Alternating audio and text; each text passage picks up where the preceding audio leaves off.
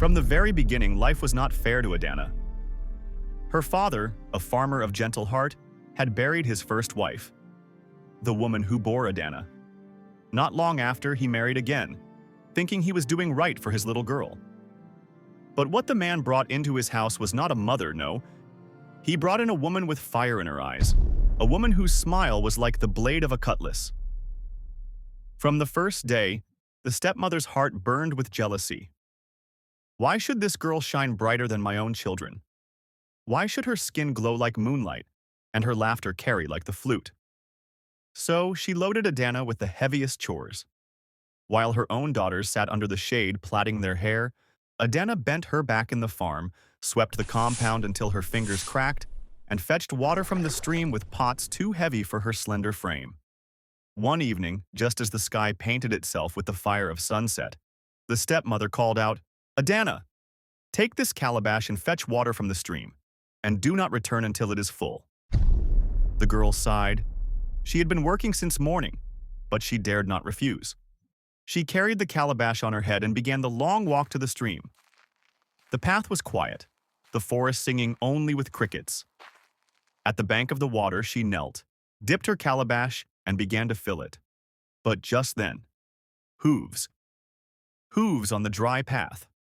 A horse, dark and shining like midnight, came to a halt beside the stream, and upon it sat the prince of the land, Adanna, searching for peace away from the palace.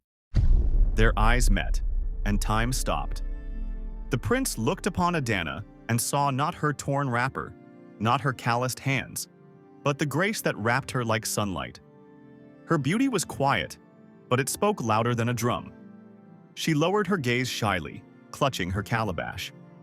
"Why do you, a maiden, fetch water alone at this late hour?" the prince asked. Adanna trembled but spoke truth. "Because my stepmother sent me. If I return without water, she will beat me." The prince studied her humility, her gentleness. He felt a tug in his spirit. He offered to ride with her back to the village, carrying her water on his horse. Adanna refused politely, afraid of what tongues would say.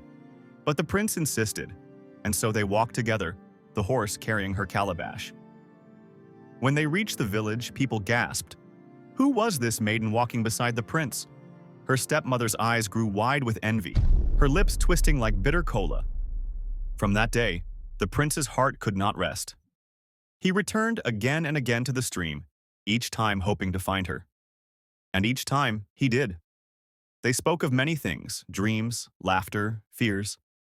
And slowly, love grew, as naturally as a tree leaning toward sunlight.